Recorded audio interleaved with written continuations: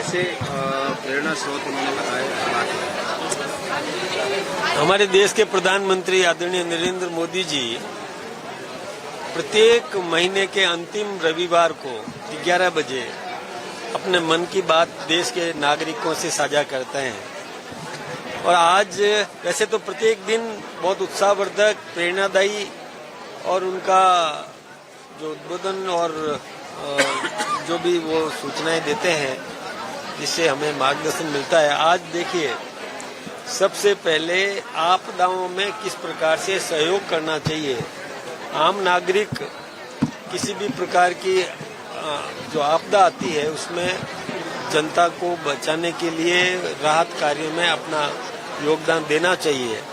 आपदा तो कभी अतिवृष्टि होती है तो आती है, लेकिन हमें सहयोग की भावना से आगे आकर के सहयोग करना चाहिए। फिर उन्होंने एक और संदेश दिया कि आज देखिए, वो कश्मीर जहां पर पहले सेना पर भी पत्थर फेंके जाते थे और अब कितना परिवर्तन आया है कि डल झील में भी प्रतियोगिताएं हो रही है। हमारी बहनें हिंदुस्तान के विभिन्न क्षेत्रों से हमारे खिलाड़ी वहां आकर के प्रदर्शन कर रहे हैं और इतनी बड़ी संख्या में जनता भी निडर होकर के और देखने के लिए आ रही है। एक बहुत बड़ा एक परिवर्तन इस देश में आया है कि कश्मीर भी अब शांत और विकास की दिशा में अग्रसर होने के लिए तैयार खड़ा है। तो बहुत बड़ी बात है।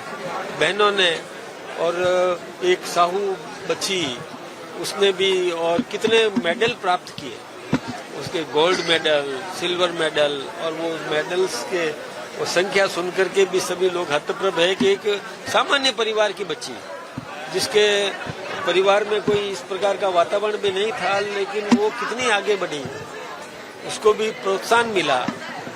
ऐसे ही एक मजदूर परिवार का बालक मोहसिन, उसका जो नाम, और वो भी कितने और उत्साह से आगे बढ़ता गया, प्रतिभाएं उसने दिखाई। यही नहीं, इस देश में और भी किस प्रकार से हम आगे बढ़ सकते हैं, आगे बढ़ा सकते हैं, ऐसे कई उदाहरण आज हमको यहाँ पर मिले।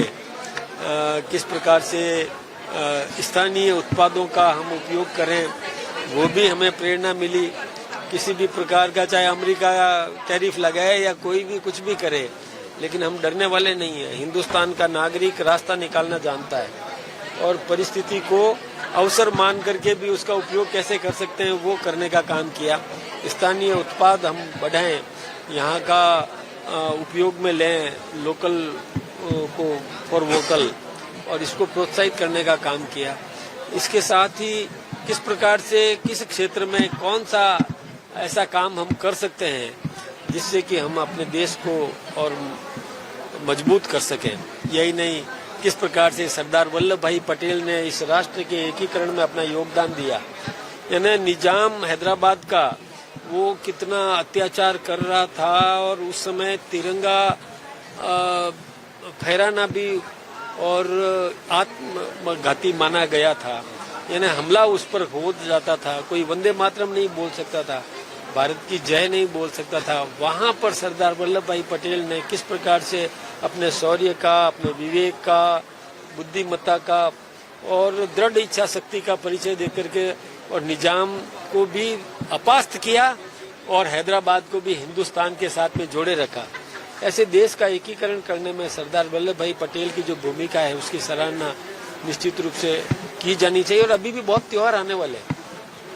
विश्वेश्वरैया के बारे में उन्होंने बताया कि इंजीनियर डे अभी आने वाला है, कि किस प्रकार से हम इंजीनियर का सम्मान करें, हमारी प्रतिभाओं का सम्मान करें। इंजीनियर विकास करता है, चाहे वो मिट्टी का काम करे, चाहे कपड़े का काम करे, चाहे भवन बनाए, कोई भी पुल बनाए, ऐसे ऐसे कई विलक्षण ऐसे भवन भी बनाए उन्होंने।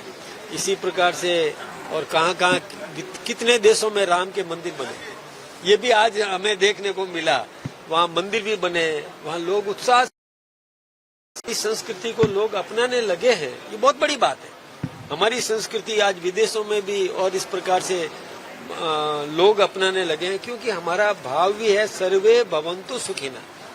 हम सबके सुख की कामना करते हैं। है ना, किसी को दुखी नहीं करना चाहते, हम किसी को कष्ट नहीं पहुंचाना चाहते। ये इस प्रकार का भाव दुनिया को अच्छा लगने लगा है। अब दुनिया भी ये मानने लगी है कि ऐसा कोई संस्कार देने वाला यदि कोई संदेश है तो वो भारत है, जो कल्पना करता है कि सब विकसित हो, सब समृद्ध बने, सब सुखी संपन्न रहे, कोई दुखी नहीं रहे। इस प्रकार का संदेश देने का काम ये हमारी संस्कृति देती है। इसका प्रभाव भी बढ़ता जा रहा है। मैं आप सबका भी बहुत बहुत धन्यवाद देना चाहूंगा कि आपने भी और अपने चैनल्स के माध्यम से इस संदेश को, जो प्रधानमंत्री जी ने अपने मन की बात कही है, ये देखिए प्रति माह जब भी ये मन की बात प्रधानमंत्री जी कहते हैं तो हमें बहुत अच्छे संदेश देते हैं, प्रेरणादायी संदेश देते हैं। हम सबको भी बहुत बढ़ चढ़ करके इसमें भाग लेना चाहिए। और आज भी देखिए आप विभिन्न प्रांतों में सभी जगह हर बूथ पर इस प्रकार के कार्यक्रम आयोजित किए गए हैं। निश्चित रूप से युवा पीढ़ी को भी बहुत अच्छी प्रेरणा मिलेगी। आप सबका बहुत बहुत धन्यवाद।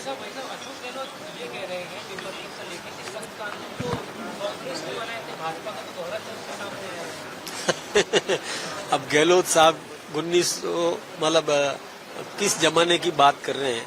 अभी गहलोत साहब जब 21 में खुद मुख्यमंत्री थे 2021 में, और उनके समय में ये कितने अपराध हुए पेपर लीक के, कितने, और ये तो ऐसा ही भर्ती की बात भी करें तो उनके समय का पाप है। हमने कोई अपराध नहीं किया, हमारे समय में एक भी पेपर लीक नहीं हुआ। हमारे समय में सब व्यवस्थित रूप से काम कर रहे हैं। और पेपर लीक उनके जमाने का है, उनके समय का है। वो 23 तक वो शासक थे, मुख्यमंत्री थे राजस्थान के, कुछ भी नहीं कर पाए। क्यों नहीं कर पाए वो? अब दूसरे पे आरोप मट रहे हैं।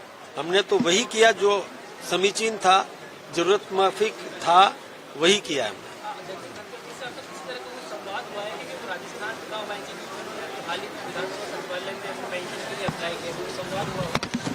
देखिए ये तो एक प्रक्रिया है।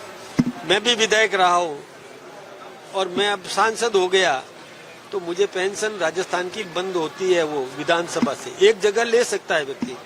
तो आदरणीय धनखड़ साहब भी जब उपराष्ट्रपति थे तो वहाँ जो उनको मिलता था वो मिला। अब उपराष्ट्रपति नहीं रहे, स्वास्थ्य कारणों से उन्होंने त्याग पत्र दे दिया, तो पेंशन के हकदार तो है ही है, आवेदन करेंगे। मैं भी जब रिटायर होऊंगा तो मैं भी करूंगा। ये तो होता ही है, इसमें क्या बात है। कौन क्यों ढूंढ रहे हैं? उनको क्या ऐसा, मतलब क्या खो गया जो ढूंढ रहे हैं वो? अरे देखिए बड़े आदमी हैं, वो बहुत बड़े, उपराष्ट्रपति पद कोई छोटा नहीं होता है। इतना बड़ा जो अधिकारी रहा है उसके सम्मान करना चाहिए। इस प्रकार की भाषा प्रयोग में जो ले रहे हैं ना, टॉर्च लेके ढूंढ रहे हैं, मैं सोचता हूं कि जो ऐसा बोलते हैं उनकी मानसिकता विकृत हो गई है। इतने बड़े आदमी के लिए ऐसा शब्द बोलना, हाँ अपराध बोध है उनका, वो ऐसे नहीं बोलना चाहिए। इतने बड़े आदमी को ले टॉर्च लेके ढूंढ रहा हूं मैं, ये क्या बात कहते हैं? कितनी गलत बयानी कर रहे हैं वो, ऐसा नहीं करना चाहिए।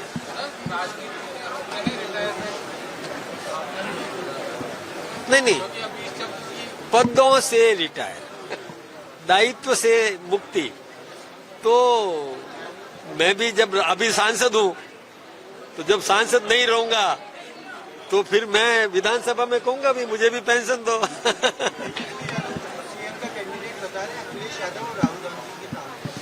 देखिए अब वो मुंगेरी लाल के सपने देखते रहे, कोई किसी को बताए, खुद में क्षमता है नहीं, वो दूसरे को आगे करना चाहते हैं। वो जानते हैं कि बल्ली का बकरा कौन बने, वो उसी को आगे बना रहे। वो बताए ना, हमें कहाँ दिक्कत है। हमारा मुख्यमंत्री भारतीय जनता पार्टी समर्थित ही बनेगा बिहार में, भारतीय एनडीए का ही बनेगा। वो भले ही कोई सपने देखते रहे, देखें, कोई सपने देखने मना थोड़ी है, देखे ना। अगर आप ये वीडियो YouTube पर देख रहे हैं तो हमारे चैनल को सब्सक्राइब कर बेल आइकन दबाएं, और Facebook पर देख रहे हैं तो हमारे पेज को लाइक करें।